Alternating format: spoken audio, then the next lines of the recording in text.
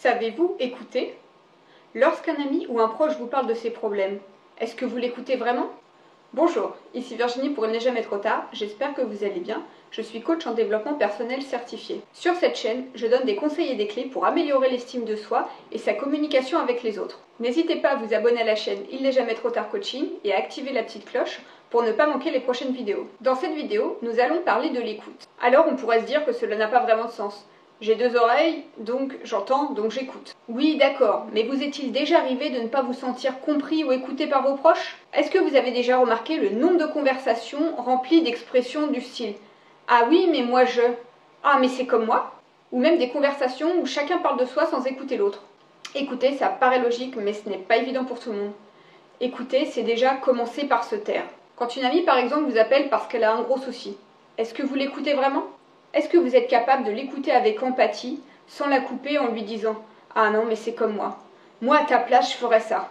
C'est exactement la même chose qui m'est arrivée. Je pense que tu devrais plutôt faire comme ça. » Oui, mais là, c'est pas de vous dont il s'agit, mais d'elle.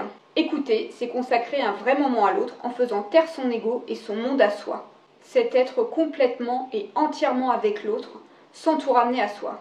Car nous vivons tous dans un monde différent, qui nous est propre, de par nos expériences, nos souvenirs, nos valeurs, notre situation actuelle, nos souffrances et nos joies. En fait, ce que je voudrais souligner, c'est que parfois, lorsque quelqu'un a besoin de se confier ou a du chagrin, il ne demande pas forcément à l'autre une solution ou qu'il commande sa souffrance. Il a surtout besoin d'être écouté, compris et soutenu dans son épreuve.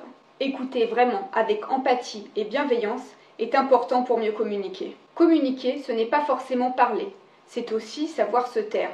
Et réprimer, c'est « oui, mais moi je ». Les personnes qui ont développé leur écoute sont souvent très bien dans leur basket, car c'est en apprenant à écouter les autres que l'on apprend à s'écouter soi-même. De plus, ce sont souvent des personnes très sociables qui sont entourées d'amis, car évidemment les autres apprécient leur compagnie. Savoir écouter est vraiment une belle qualité qu'il serait dommage de ne pas développer. Pour cela, je vous propose un petit exercice tout simple. Je voudrais qu'après avoir visionné cette vidéo, vous vous concentriez sur toutes les prochaines conversations que vous allez avoir dans la journée.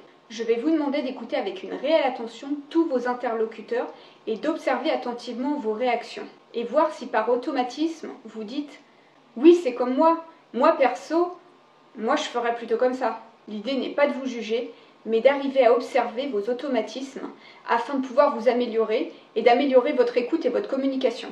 Ça va vous aider à progresser, à mieux comprendre les autres et par la même occasion, vous aider à mieux vous comprendre vous-même.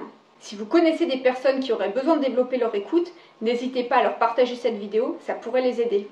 Je vous remercie pour votre attention et je vous dis à très bientôt.